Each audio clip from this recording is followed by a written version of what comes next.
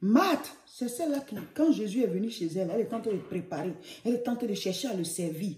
Et puis Marie était assise en train d'écouter Jésus. Et puis elle est partie dire à Jésus, mais je suis en train de servir, ma soeur est assise, elle ne m'aide pas. Ça te fait rien? Et Jésus a dit, non, tu t'agites pour rien, viens t'asseoir aussi, tu vas écouter. Marie a choisi la bonne part qui ne lui sera pas enlevée. Donc Marthe, elle aimait servir le Seigneur. Elle aimait préparer pour lui donner à manger, faire des choses. Et donc ce jour-là, son frère était malade. Elle a fait appeler Jésus. Jésus qu'elle a nourri. Jésus qu'elle a servi. Jésus à qui elle a fait de la place chez elle pour dormir. Avec ses disciples, il ne vient pas seul. Ils sont toujours nombreux. Tout cela s'est occupé d'eux. Aujourd'hui, mon frère est malade, je t'ai appelé. Mon frère est malade, je t'appelle. Tu fais 2 jours de plus et tu dis que la maladie, là, c'est pour la gloire de Dieu. Maintenant, il est mort. Jésus arrive. Voici Marthe, voici Jésus. Si c'est nous, là. Là, comme on dit en Côte d'Ivoire, ça va se gâter. De toute façon, tu vas mal lui parler là. Pour dire, mais Jésus, sincèrement, tu es ingrat. Excuse-moi, hein, tu es Seigneur, mais je te dis, tu es ingrat. Toi, tu dors chez nous ici. Tu manges chez nous. On t'a servi. Aujourd'hui, notre frère est malade. On a besoin de toi. On t'a appelé, tu n'es pas venu. Maintenant, tu arrives, il est déjà mort. Mais ce n'est pas ce que Marthe a dit. Marthe dit, oh Seigneur, si tu avais été là, mon frère ne serait pas mort. C'est-à-dire, même dans sa douleur, elle a gardé la politesse. Dans sa douleur, elle savait devant qui elle était. Lui, il est Seigneur. Souvent, dans votre raison, vous détruisez tout. Vous oubliez devant qui vous êtes. Vous oubliez à qui vous avez affaire. Parce que tu as raison, tu parles mal à ton mari. Tu as raison, tu parles mal à ta femme. Tu as raison, tu parles mal à ton patron. Tu détruis la vie de ton enfant ou bien de tes enfants avec tes paroles. Parce que tu as raison. Mes frères, mes soeurs, le fait qu'on ait raison, ça nous amène à poser de mauvais actes. Sortir de mauvaises paroles. Parce que j'ai raison. Mais après ta raison, il y a quoi? Et puis quoi? Dieu, il a raison sur nous tous. Dieu a raison sur nous tous. Après cette situation-là, la vie continue, non? La personne à qui tu es en train de mal parler parce que tu as raison, tu n'auras plus besoin d'elle. Marthe dit, Seigneur, Seigneur, si tu avais été là, mon frère ne serait pas mort. C'est tout ce qu'elle a dit. Elle était peinée, mais elle n'a pas mal parlé. Peut-être qu'elle sentait dans son cœur, voilà, des paroles qui montaient, mais elle a préféré ne pas les sortir. Parce qu'elle a affaire à qui là? C'est le Seigneur. L'évangile de Jean chapitre 11, à partir du verset 1. Il y avait un homme malade, Lazare de Béthanie, village de Marie et de Marthe, sa sœur. C'était cette Marie qui oignit de parfum le Seigneur et qui lui essuya les pieds avec ses cheveux. Et c'était son frère Lazare qui était malade. Les sœurs envoyèrent dire à Jésus, Seigneur, celui que tu aimes est malade. Voilà. Donc, ils envoient les gens appeler Jésus. Verset 4. Après avoir entendu cela, Jésus dit, cette maladie n'est point à la mort, mais elle est pour la gloire de Dieu, afin que le Fils de Dieu soit glorifié. Lorsqu'il lui a appris que Lazare était malade, il resta 2 jours encore dans le lieu où il était.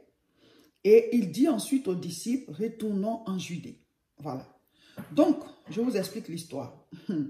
Béthanie, c'est un village qui n'est pas loin de Jérusalem. Jérusalem est comme sur une montagne.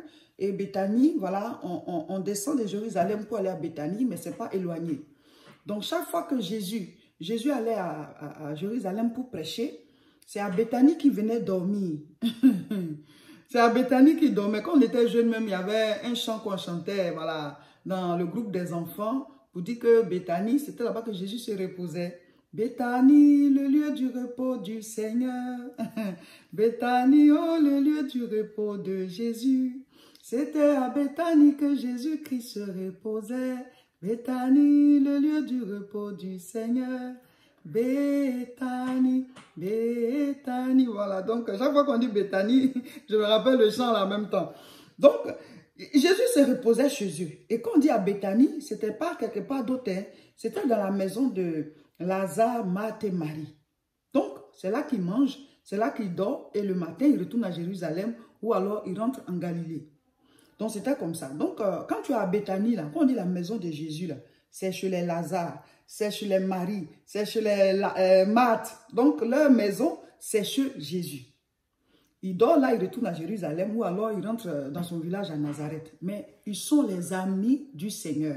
Leur maison, c'est la maison de Dieu. C'est la maison de Jésus. Maintenant, un de leurs, Lazare, il tombe malade.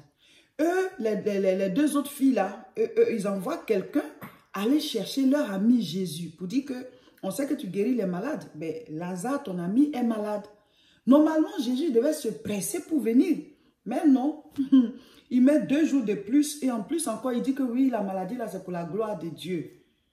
Eh, mes frères, mes soeurs, le Seigneur m'a dit, mets cette histoire-là dans le contexte. C'est-à-dire, quand on raconte les histoires de la Bible, bon, comme c'est déjà passé, ce sont des choses qui se sont passées, donc c'est écrit, on ne peut pas bien vivre le contexte. Donc souvent, mettons-nous dans la peau de ces personnes.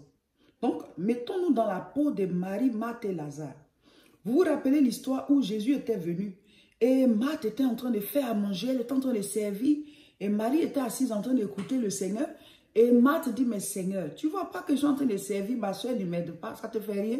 Et Jésus a dit, c'est elle qui a choisi la bonne part. C'est elle qui a choisi la bonne part. Toi, tu t'agites pour rien. Viens écouter aussi, après vous allez aller servir ensemble. Vous voyez? Donc, c'est une famille qui avait l'habitude de servir le Seigneur. C'est une famille où Jésus avait l'habitude de manger. Il avait l'habitude de se reposer là et repartir. Comment se fait-il qu'aujourd'hui, on dit Lazare, ton ami, est malade? Lazare chez qui tu dors quand tu es à Béthanie. Lazare chez qui tu manges quand tu arrives à Jérusalem. Tu viens manger chez lui, tu remontes. On dit il est malade, tu fais 2 jours de plus. Jusqu'à ce que Lazare meure. Mettons-nous dans le contexte. Mettons-nous dans le contexte. Le Seigneur m'a dit souvent, quand on a raison, on parle très mal. Quand on a raison, on déconne, on pose des actes parce qu'on a raison. Ils avaient raison, cette famille avait raison. Jésus, pourquoi tu peux faire ça?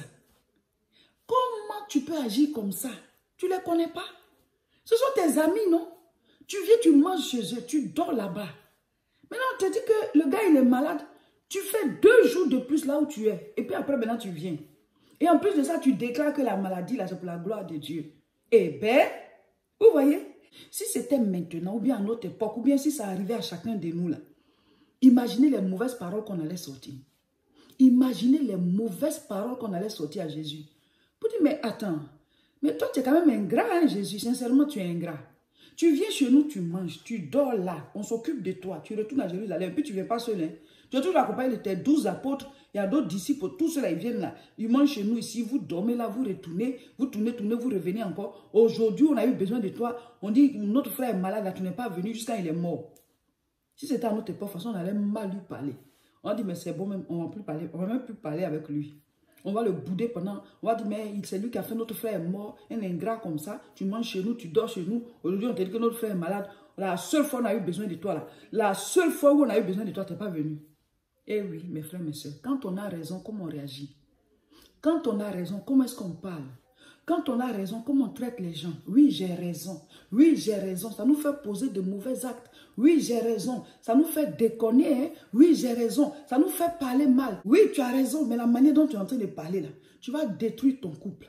Oui, tu as raison, mais la manière dont tu es en train de parler là, tu vas gâter ton travail. Oui, tu as raison, mais la manière dont tu es en train de parler là, tu vas détruire la vie de ton enfant. Tu vas détruire tes relations avec ta fille. Tu vas détruire sa vie. Tu vas la maudire parce que tu as raison. Notre raison là, ça nous fait mal réagir. Oui, j'ai raison. Oui, j'ai raison. Quand on a raison, comment est-ce qu'on réagit? Notre raison nous fait poser de mauvais actes. Parce qu'on a raison, on pêche. Parce qu'on a raison, on déconne. Parce qu'on a raison, on détruit des choses. Oui, j'ai raison. Jean chapitre 11, verset 22, elle continue en disant, mais maintenant même, je sais que ce que tu demanderas à Dieu, Dieu te l'accordera. Verset 23, Jésus lui dit, ton frère ressuscitera. Oh, alléluia, mes frères, mes sœurs. Dieu peut tout ressusciter. Dieu peut tout ressusciter. Dis-le avec moi. Quelle que soit la mauvaise nouvelle, quel que soit le dégât que ton enfant vient de commettre, quel que soit ce qui vient d'arriver dans ton couple, quel que soit ce qui vient d'arriver dans ton travail, quelle que soit la culpabilité qu'on a mise sur toi, quelle que soit la situation dans laquelle on vient de te mettre, tu sens que tu as raison, mais ne sors pas de mauvaises paroles. Ne commence pas à faire des dégâts. Ne commence pas à détruire parce que la situation peut ressusciter. Jésus dit, ton frère ressuscitera. Même dans les situations de trouble, garde la foi. Maîtrise ta langue. Dis les paroles de foi. Reste sur la droite ligne. Marthe n'a pas mal parlé à Jésus. Mais elle avait raison. Entre nous, elle avait raison. Toi, Jésus, tu viens, tu dors chez nous. Mon frère est malade, je t'appelle. Tu mets 2 jours de plus. Et puis tu dis, oui, la maladie, là, c'est pour la gloire de Dieu. Et puis en plus de ça, mon frère est mort. Ça fait 4 jours, il est dans le tombeau. C'est maintenant que je te vois venir. Tu es en train d'avancer là. Donc quand Marthe le regarde comme ça, venir comme ça, tous les nerfs sur Jésus. Elle a envie de mal lui parler. Mais Marthe était une femme qui était à fond dans les profondeurs avec Dieu. Elle s'est maîtrisée. Elle a préféré laisser l'esprit prendre le dessus. Mais nous, dans des situations où on sait qu'on a raison, on laisse la chair prendre le dessus. On sort de l'esprit et on commence à tout détruire avec notre langue, notre langue. On commence à tout détruire avec de mauvaises paroles, de mauvais actes, des trucs de colère. Oui, parce que j'ai raison. Mais après ça, tu as tout tué, tu as tout détruit. Si là, elle a commencé à mal parler, à chasser Jésus, allez, va-t'en, regarde-moi celui-là. On t'a hébergé jusqu'à maintenant. Regarde aujourd'hui, où on a eu besoin de toi, tu n'as pas réagi. Lazare est resté dans le tombeau là-bas. Pas parce que Jésus est rancunier, hein, mais Jésus, quand tu le chasses, il s'en va. Les gens de Gadara, là, quand il a guéri le fou, là, ils l'ont chassé, il est parti. À Nazareth, quand ils n'ont pas cru en Jésus, il a fait quelques petits miracles, il est parti. Tu ne peux pas le chasser et puis il reste là. Voilà. Donc si elle avait mal parlé à Jésus, puis elle avait chassé pour dire, mais écoute, c'est maintenant tu arrives, quitte là, tout ça. Il allait partir. Lazare est resté dans le tombeau. La situation qui fait que tu es dans ce trouble, tu souffres, tu cries, tu fais des dégâts, tu es en colère, là, ça peut ressusciter. Hein. Mais seulement toi, tu dois garde la bonne attitude. Reste dans l'esprit. Sois dans la présence de Dieu. Garde ta langue dans la voix du Seigneur. Garde ta langue en bride. Garde ta langue dans l'onction. Ne sors pas pour aller dire des choses graves. Ne sors pas pour aller maudire. Ne sors pas pour insulter. Il y a des chrétiens et des chrétiennes. Quand tu les entends insulter, là, tu vas te demander si ceux-là, ils ont déjà accepté Jésus une fois. Tu vas te demander s'ils ont déjà prié. Alors que la Bible dit, de la même source ne peut pas sortir de l'eau sale et de l'eau pure. Vous priez, vous dites de bonnes paroles à Dieu. Mais aux êtres humains que Dieu a créés là, quand vous avez raison, bien quand vous êtes en colère, les paroles qui sortent de vos bouches là, donc la même source là, produit l'eau sale et l'eau pure. Alors que la Bible dit c'est impossible, mais vous avez rendu ça possible. Mes frères, mes soeurs, quelle est notre réaction quand on est en colère ou bien quand on a raison? Quelle réaction tu as? Quand tu as raison, qu'est-ce que tu fais? Qu'est-ce que tu deviens? Ta raison est quoi? Ma raison est quoi? Nous sommes quoi? Nous sommes des passages. Avant nous, ce qui s'est passé, on ne sait même pas. Après nous, ce qui va se passer aussi, on ne sait pas. C'est Dieu qui est Dieu. Lui, il est éternel. Donc, devant Dieu, là, calmons-nous. La situation qui fait que tu es en train de t'agiter, ça peut ressusciter. Jésus a dit, ton frère ressuscitera. Ton frère ressuscitera. Rien n'est impossible à Dieu. Reste dans l'esprit. Reste dans la parole. Reste dans la volonté de Dieu. Quel que soit ce qu'on t'a fait. Ne sors pas des voies du Seigneur. Ne sors pas de l'esprit. Ne commence pas à manifester des choses de la chair, des choses de la colère. Tu vas faire que la chose là se finisse. Tu as tout perdu pour toujours. Parce que ça ne va plus ressusciter. Pour que ça ressuscite, il y a un cheminement. Il faut que tu restes dans l'esprit. Quand Marthe a fini sa conversation avec le Seigneur, elle est retournée pour aller chercher Marie. Voyez aussi la réaction de Marie quand elle a vu Jésus.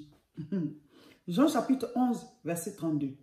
Lorsque Marie fut arrivée là où était Jésus et qu'elle le vit, elle tomba à ses pieds et lui dit, « Seigneur, si tu avais été ici, mon frère ne serait pas mort. » Alléluia. Vous voyez la bonne réaction de ces deux sœurs. Marie, au moment où sa sœur Marthe a réagi, là, elle n'était même pas là. Vous dites que peut-être comme elle a vu sa sœur parler comme ça, elle aussi a parlé de la même manière. Sinon, à son tour, en venait, elle pouvait dire, oui, toi Jésus, c'est maintenant que tu viens. C'est maintenant que tu viens, Jésus. Toi, tu nous as prêché la parole jusqu'à aujourd'hui, là, on a besoin de toi, là. C'était le moment de nous montrer que ce que tu prêches est la vérité. Tu es resté là-bas. Tu aurais pu venir depuis avant-hier. Tu as fait 2 jours de plus et maintenant tu viens. Notre frère là, il est mort. On l'a enterré. Voilà, il est de l'autre côté là. Ça fait 4 jours, il est là. Ça n'est pas la peine, Jésus, c'est pas la peine. Continue ton chemin. Il y a longtemps qu'on t'attendait ici. C'est comme ça. Quand nous on a raison, on gâte tout en même temps. Mais quand tu as gâté, c'est fini. Mais quand tu as raison, sache que la situation, elle peut ressusciter. Toi, tu dois rester dans l'esprit. Ta langue doit rester dans l'esprit. Ta réaction, tes pensées, tes actes, tout ça doit rester dans l'esprit. Donc, elles sont restées dans l'esprit. Ma t'a dit, Seigneur, si tu avais été là, mon frère ne serait pas mort. Marie aussi dit que, Seigneur, si tu avais été là, mon frère ne serait pas mort. Oh là là, c'est touchant. Et la suite, vous pouvez lire, le Seigneur a ressuscité leur frère Lazare. Le Seigneur a ouvert mes yeux sur cet enseignement pour dire que souvent les êtres humains, quand nous avons raison, là, on déconne. Quand on a raison, on détruit tout, on gâte tout parce qu'on a raison. La Bible dit un peu de levain fait monter toute la pâte. J'ai raison, j'ai raison, j'ai raison. Donc pour ça, on veut tout détruire. Ce n'est pas nous qui avons créé les cieux et la terre, je le dis toujours. 100 ans avant nous, ce n'était pas nous. 100 ans après nous, ce ne sera pas nous. Donc la terre, là, ce n'est pas pour nous. On est de passage. Nous devons nous soumettre à Dieu, avoir des comportements d'humilité. Amen. Voilà, chers frères et sœurs, c'était le partage du jour. Je suis pasteur Seka Olga de l'église La Moisson de France. Nous prions à Tourcoing, c'est tous les dimanches à partir de 10 h. Voici l'adresse, rejoignez-nous. Très bonne nouvelle, ce week-end, nous allons faire le service de baptême. Le samedi 2, nous allons faire le baptême. Et le dimanche 3, le lendemain, ce sera le culte spécial, voilà, des baptisés. On va prendre la Sainte Seine. Donc, vous êtes tous invités, c'est la fête. Et le dimanche, c'est à partir de 10 h. Donc, déplacez-vous, venez à l'église La Moisson ce week-end, samedi pour le baptême et dimanche pour le culte. Et on termine toujours par un repas parce que c'est la fête. Donc, l'adresse c'est 48 rue Saint-Omer, 59 200 Tourcoing. Il y a la navette pour le week-end. Le samedi, il y a la navette, ça dit quoi? À partir du métro jusqu'à l'église, à l'aller au retour. Et le dimanche aussi, il y aura la navette. Parce que, voilà, il y a le baptême. Donc, vous tous qui voulez être là, le samedi, la navette, le premier tour, c'est à 14 h 10. À 14 h 10, le deuxième tour, c'est à 14 h 20. Le baptême, c'est à 14 h 30. Mais si vous venez avant, vous pouvez attendre. Voilà, le frère qui fait la navette va venir vous monter. Et la navette, c'est à partir de métro. Voilà, la station de métro Tourcoing-Gare. La station de métro Tourcoing-Gare. Donc, quand vous prenez le métro, vous descendez à la station de métro Tourcoing-Gare. Pas à la station de train. Voilà, station de métro qui s'appelle Tourcoing-Gare. Vous descendez et vous remontez. Vous attendez là. Le frère va venir et il va vous dire que c'est pour l'église La Moisson. Vous montez pour venir à l'église et après le culte aussi, on va vous ramener. Le dimanche, la navette aussi, c'est 2 tours. Le premier tour, c'est à 9 h 35. Le deuxième tour, c'est à 9 h 50. Toujours à partir de la station de métro Tourcoing-Gare jusqu'à l'église La Moisson. L'adresse d'ici, c'est 48 rue Saint-Omer, 59 200 Tourcoing. Ces vacances-ci, nous allons faire la CIMA en Côte d'Ivoire. La CIMA, c'est la conférence internationale de la moisson abondante. C'est une conférence que Dieu nous a mise à cœur.